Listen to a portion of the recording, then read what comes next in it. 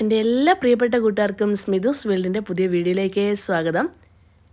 ഇന്ന് നമുക്ക് ബ്രേക്ക്ഫാസ്റ്റായിട്ടും അതുപോലെ തന്നെ ഈവനിങ്ങും ഡിന്നറും ഒക്കെ ആയിട്ട് കഴിക്കാൻ പറ്റിയ നല്ല ഒന്നാമതൊരു ബൺ ദോശയുടെ റെസിപ്പി കേട്ടോ.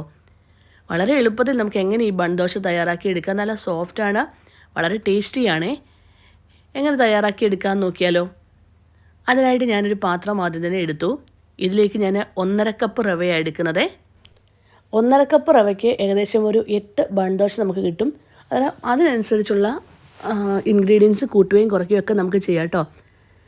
ഇതിലേക്ക് ഞാൻ ഒരു കപ്പ് തൈരാണ് എടുത്തിരിക്കുന്നത്. അതിനോടൊപ്പം തന്നെ കുറച്ച് വെള്ളം കൂടി ഒഴിച്ചു കൊടുത്തിട്ടുണ്ട്.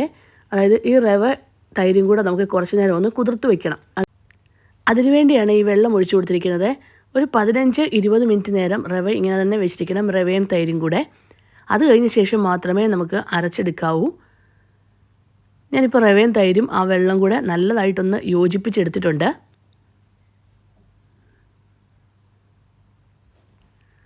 നമ്മൾ ഇട്ടുകൊടുത്ത ആ റവ കുതിരാൻ ആവശ്യമായിട്ടുള്ള വെള്ളം ഒഴിച്ചു കൊടുക്കണേ. അഥവാ കുറച്ച് കഴിയുമ്പോൾ വെള്ളം കുറവാണെന്ന് തോന്നിക്കഴിഞ്ഞാൽ കുറച്ച് വെള്ളം കൂടി ഒഴിച്ച് അത് വെച്ചിരിക്കണം. ഇനി ഈ ഒരു സമയത്ത് നമുക്കിതിനകത്തേക്ക് കുറച്ച് കാര്യങ്ങളൊന്ന് തയ്യാറാക്കി എടുക്കാനുണ്ട്.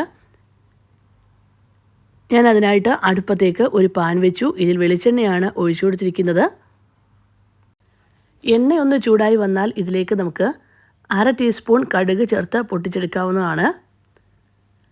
കടുക് ഒന്ന് പൊട്ടിക്കഴിയുമ്പോൾ 1 ടേബിൾ സ്പൂൺ ഉഴുന്നുപരിപ്പും കൂടെ ഇതിലേക്ക് നമുക്ക് ചേർത്ത് കൊടുക്കാം. കഴുകി വൃത്തിയാക്കിയെടുത്ത 1 ടേബിൾ സ്പൂൺ ഉഴുന്നുപരിപ്പും കൂടെ നമുക്കിതിലേക്ക് ചേർത്ത് കൊടുക്കാം. ഇനി ഈ ഉഴുന്നുപരിപ്പിൻ്റെ കളറൊന്ന് മാറി വരട്ടെ. അത് കഴിഞ്ഞ ശേഷം നമുക്ക് ബാക്കിയുള്ള കാര്യങ്ങളൂടെ ചേർത്ത് കൊടുക്കാവുന്നതാണ്. ഇതിലേക്ക് ഇനി നമുക്ക് ചേർത്ത് കൊടുക്കേണ്ടത് ഒരു ചെറിയ കഷ്ണം ഇഞ്ചി ചെറുതായി നുറുക്കി അരിഞ്ഞതും, 1-2 പച്ചമുളക്, കറിവേപ്പില ചെറുതായി അരിഞ്ഞതും. ഇതെല്ലാം ചെറുതായി തന്നെ അരിഞ്ഞെടുക്കുക. ഇത്രയും കാര്യങ്ങൾ നമുക്ക് ചേർത്ത് കൊടുക്കാം. അതൊന്ന് വഴന്നു വരുന്ന സമയത്ത് ഇതിലേക്ക് നമുക്ക് അരിഞ്ഞു വെച്ചിരിക്കുന്ന 2 സവാളയും 1 ക്യാരറ്റിൻ്റെ പകുതി. അപ്പോൾ ഇതിനകത്തെ കാര്യങ്ങളൊക്കെ നമുക്ക് ഇഷ്ടമുള്ളതനുസരിച്ച് കൂട്ടുകയും കുറയ്ക്കുകയൊക്കെ ചെയ്യാം കേട്ടോ. ഈ ഉള്ളി കുറച്ച് മതിയെങ്കിൽ അത് മതി. ക്യാരറ്റൊക്കെ നമ്മുടെ ഇഷ്ടത്തിനനുസരിച്ച് എടുക്കാം. ഞാനിപ്പോൾ 2 ചെറിയ ഉള്ളിയാണ് ചെറുതായി നുറുക്കി എടുത്തിട്ടുണ്ട്. അതുപോലെ തന്നെ ക്യാരറ്റും തീരെ കനം കുറഞ്ഞ് ചെറുതായി അരിഞ്ഞെടുത്തേക്കുന്നതാണേ. പകുതി ക്യാരറ്റ് മാത്രമേ ഞാൻ ഇട്ട് കൊടുത്തിട്ടുള്ളൂ. ഇനി നമുക്ക് നല്ലതായിട്ടൊന്ന് വഴറ്റിയെടുക്കണം. ഒന്ന് വാടി തുടങ്ങിയപ്പോൾ ഞാനിതിലേക്ക് ആവശ്യത്തിന് ഉപ്പും കൂടെ ചേർത്ത് കൊടുക്കുക കേട്ടോ. എന്നിട്ട് ഞാൻ ഒന്നുകൂടെ ഒന്ന് വഴറ്റിയെടുക്കുന്നത്. ഇപ്പോൾ ഈ സവാളയും ക്യാരറ്റും ഒക്കെ ഒന്ന് വാടി വന്നിട്ടുണ്ട് കേട്ടോ. ഒരുപാട് അങ്ങ് കളർ മാറി എടുക്കേണ്ട ആവശ്യമില്ല. ജസ്റ്റ് ഒന്ന് വാടി കിട്ടിയാൽ മാത്രം മതി. അപ്പോൾ ഇതിലേക്ക് നമുക്ക് ചേർത്ത് കൊടുക്കേണ്ടത് 1/4 ടീസ്പൂൺ മഞ്ഞൾപ്പൊടിയാണേ. 1/4 ടീസ്പൂൺ മഞ്ഞൾപ്പൊടിയും കൂടെ ചേർത്ത് ഒന്നുകൂടെ ഒന്ന് യോജിപ്പിച്ചെടുക്കാം. മഞ്ഞൾപ്പൊടി ചേർത്ത ശേഷം ഇതിലേക്ക് 2 നുള്ള് കായപ്പൊടിയും കൂടെ ചേർത്ത് കൊടുക്കണേ. ഇത്രയും മാത്രം ഈ സവാളയും ക്യാരറ്റും ഒക്കെ വാടി കിട്ടിയാൽ മതി. നമുക്ക് തീ ഓഫ് ചെയ്യാവുന്നതാണ്. ആ കായും കൂടെ ചേർത്ത് നല്ലതായിട്ട് ഒന്നുകൂടെ യോജിപ്പിച്ചെടുക്കണേ. എന്നിട്ട് തീ ഓഫ് ചെയ്യാം. ഇനി ഈ സവാളയുടെ ഒക്കെ മിക്സിൻ്റെ ചൂടാറുമ്പോഴത്തേന് നമുക്ക് ഈ റവ ഒന്ന് അരച്ചെടുക്കാം. കണ്ടോ, ഇപ്പോൾ റവയൊക്കെ നന്നായിട്ട് കുതിർന്ന് ഈ ഒരു രീതി നമുക്ക് കിട്ടണം കേട്ടോ. അതിനനുസരിച്ചുള്ള വെള്ളമൊക്കെ ഒഴിച്ചു കൊടുക്കാവേ. കാരണം നമ്മൾ അരച്ചെടുക്കുമ്പോഴത്തേന് ആവശ്യത്തിന് മാവ് ലൂസായിട്ട് തന്നെ ഇരിക്കും. അതുകൊണ്ടാണ് നമ്മൾ ഒരുപാട് വെള്ളം കൂടുകയും ചെയ്യരുത്, കുറയുകയും ചെയ്യരുത്. ഈ ഒരു രീതിക്ക് തന്നെ റവ കുതിർന്ന് വരുമ്പോൾ ഇരിക്കണം. ഇനി ഇത് നമുക്ക് മിക്സിയുടെ ജാറിലേക്ക് ഇട്ട് അരച്ചെടുക്കാവുന്നതാണ്. ഒട്ടും വെള്ളം ഒഴിക്കേണ്ട കാര്യമൊന്നുമില്ല കേട്ടോ. നന്നായിട്ട് തന്നെ അരച്ചെടുക്കണം.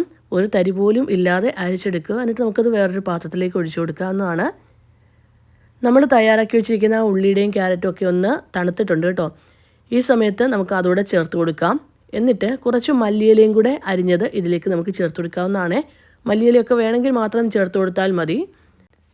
ഇതിലേക്കൊരു 1/4 ടീസ്പൂണിൽ കൂടുതൽ, ഒരു 1/2 ടീസ്പൂണും ആകരുത്, എന്നാൽ 1/4 ടീസ്പൂണിൽ ശകലം കൂടുതലായിട്ടുള്ള സോഡാപ്പൊടി നമുക്ക് ചേർത്ത് കൊടുക്കാം. ആവശ്യത്തിന് ഉപ്പും കൂടെ ചേർത്ത് നമുക്ക് നന്നായിട്ടൊന്ന് യോജിപ്പിച്ചെടുക്കാം. 1 കപ്പ് റവയാണ് നമ്മൾ എടുക്കുന്നതെങ്കിൽ 1/2 കപ്പ് തൈരും അതുപോലെ തന്നെ 1/4 ടീസ്പൂൺ ബേക്കിംഗ് സോഡയും മതി.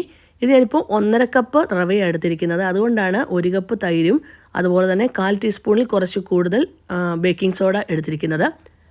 ഇനി ഒട്ടും നമുക്ക് മാവ് വെച്ചിരിക്കേണ്ട ആവശ്യമൊന്നുമില്ല കേട്ടോ. നേരെ തന്നെ നമുക്ക് ചുട്ടെടുക്കാം. അടുപ്പത്തേക്ക് ഒരു പാൻ വെച്ചു. അതിൽ നെയ്യോ അല്ലെങ്കിൽ ബട്ടറോ ഒഴിച്ചു കൊടുക്കാം.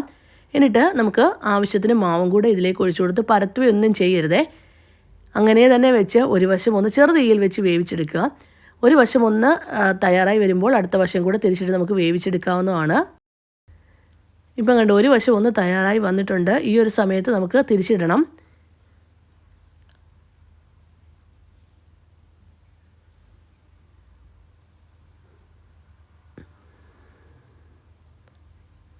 അങ്ങനെ തിരിച്ചിട്ട് രണ്ടാമത്തെ സൈഡ് നമുക്ക് തയ്യാറാക്കിയെടുക്കാം.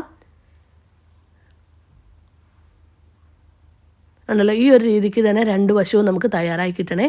കാണുമ്പോൾ തന്നെ അറിയാമല്ലോ നല്ല കറക്റ്റായിട്ടുള്ളൊരു ബൺ ദോശ നമുക്ക് തയ്യാറാക്കി കിട്ടിയിട്ടുണ്ടെന്ന്. അതിൻ്റെ കൂടെ ഒരു തക്കാളി ചട്നിയും കൂടെ ആണെങ്കിൽ വളരെ ടേസ്റ്റിയാണ്.